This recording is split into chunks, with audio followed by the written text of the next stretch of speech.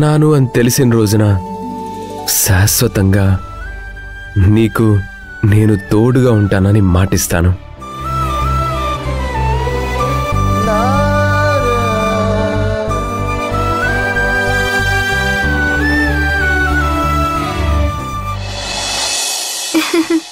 శ్రీయప్రియ, మీ అన్నయ్య ఎక్కడా? ఏమో మమ్మీ, ఇంకా నిద్ర లేచినట్టు లేడు. రాత్రి భోజనం పెడుతుంటే కూడా ఇక్కడ అన్నం తినకుండా ఎక్కడో ఉన్నదానికి ఫోన్ చేసి నువ్వు తిన్నావా తినలేదా అంటూ ఫోన్ మాట్లాడుతున్నాడు కదా. వాణ్ణి మొత్తం ఇప్పుడు అడిగి కడిగి పారేస్తాను రాని. నువ్వు నన్ను అడగాల్సిన అవసరం ఉండదమ్మా.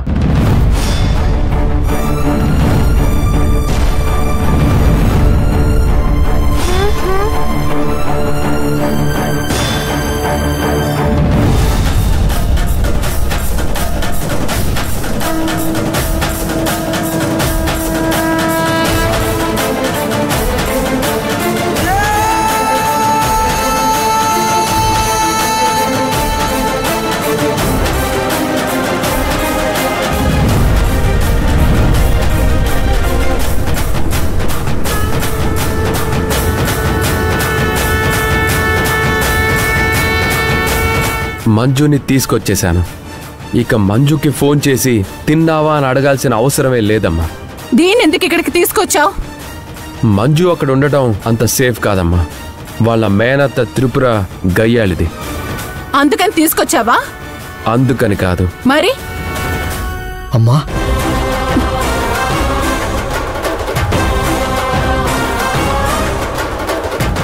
నిన్న ఒక్కరోజే తనిక్కడ లేకపోతే నేను భూమి మీద లేనట్టుగా అనిపించింది. నిన్నంతా మంజు లేకుండానే గడిపాను. ఏం మాట్లాడుతున్నావురా? ఈ కాకి పిల్ల ఒక్కతే మనిషా? ఏ మేము నీకు మనుషుల్లా కనిపించట్లేదా? నా ఉద్దేశం అది కాదమ్మా.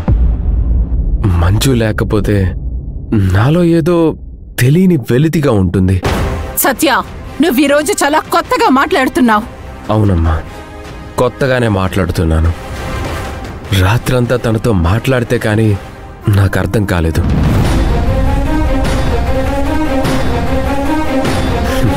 మనిషి విలువ ఆ మనిషి దగ్గరగా ఉన్నప్పటి కంటే లేనప్పుడు ఎక్కువగా అర్థం అవుతుంది. సత్య, ఇది దగ్గరగా లేనప్పుడు నీకేం అర్థమైందిరా?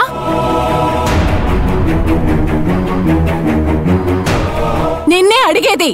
ఈ కాకి పిల్ల ఇక్కడ లేనప్పుడు నీకేం అర్థమైందిరా?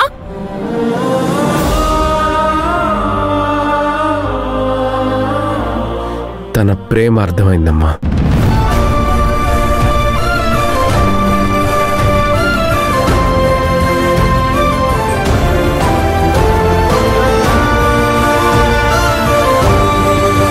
అవునమ్మా, మంజుని నేను ప్రేమిస్తున్నాను.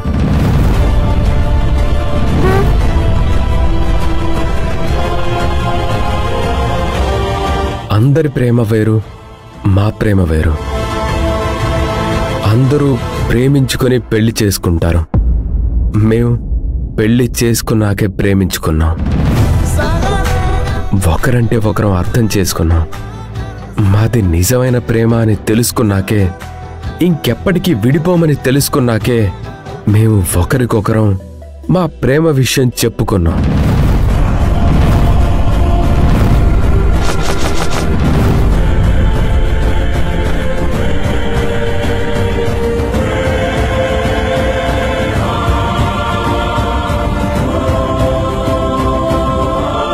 అమ్మా, ఇక మేమిద్దరం కలిసే బ్రతకాలనుకుంటున్నాం. ఈ కోర్టు వాళ్ళిచ్చే టాస్క్లు మాకు అక్కర్లేదు. మేమిద్దరం విడిపోవడానికి బలమైన కారణం చెప్పమని 6 నెలలు టైం ఇచ్చారు. ఈ 6 నెలల టైంలో మేం డిసైడ్ అయింది ఇంకెప్పటికీ విడిపోకూడదని, విడాకులు కోరుకోకూడదని.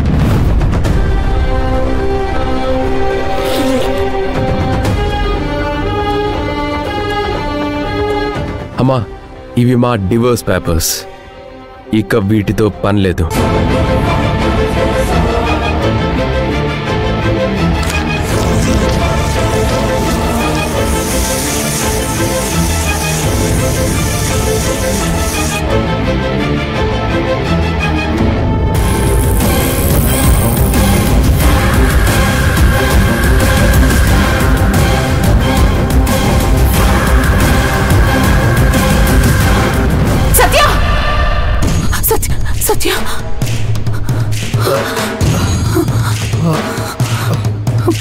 ఏమైంది మణి? ఎందుకలా అరిచావు? కలగన్నావా? ఏదో మంచి కలే వచ్చుంటుందిలే. మంచి కలేం కాదు, ఏదో పాడు కల. నీకొచ్చింది పీడకలైనా మంచి కలే అయి ఉంటుంది. ఏం కలవు చెప్పు. సత్య ఆ కాకి పిల్లని ప్రేమిస్తున్నానని. ఏం లేదులేండి, ఏదో వచ్చింది.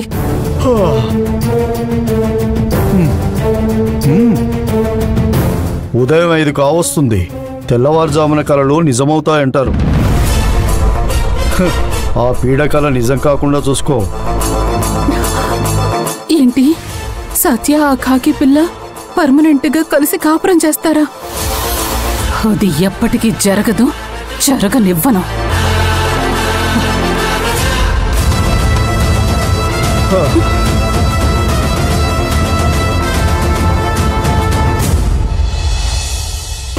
పంపిస్తాం అంటున్నాం కదా. అవునయ్యా, ఆలస్యం అవుతుంది.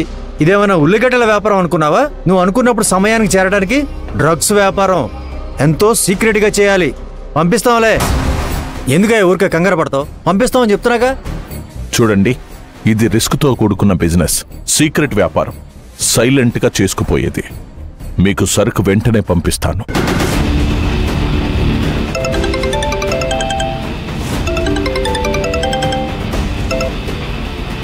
అన్నా నమస్తే. మీ డబ్బు అందిందన్నా. సరుకు మేం పంపించలేదు అన్నా. డ్రగ్స్ వ్యాపారం మీ ఏరియాలో ఎక్కువగా జరుగుతుందని న్యూస్లో వస్తుంది. అదే మ్యాటర్ సోషల్ మీడియాలో పెట్టారెవరో.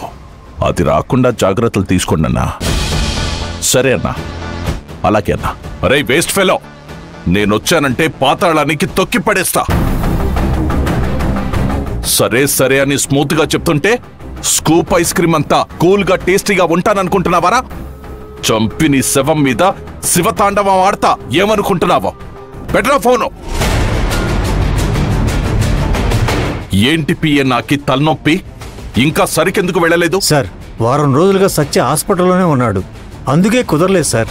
చూసావుగా ఎలా ఫోన్లు వస్తున్నాయో? ఇలాంటిది జరగకూడదు.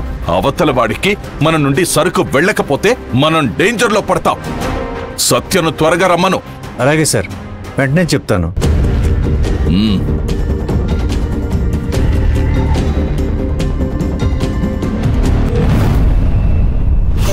హలో పంతులు గారు, నమస్కారం అండి. నమస్కారం అమ్మా రిప్ర గారు. 2 నెలల్లో పెళ్లి ముహూర్తాలున్నాయా? లేచేవండి, ఉన్నాయి. కానీ వాళ్ళ పేరు బలాలు బట్టి చూడాలి కదా. పేర్లు అబ్బాయి డీజే అంటే నా ఏకైక కుమారుడు. అమ్మాయి పేరు మంజు. రిప్ర గారు, మంజుకి ఆల్రెడీ పెళ్ళయింది కదా. అంటే విడాకులు కూడా అయిపోయాయి ఏంటి? విడాకులు అవ్వలేదు పంతులు గారు. 2 నెలల్లో మంజుకి విడాకులు. 3వ నెల డీజేకి మంజుకి పెళ్లి.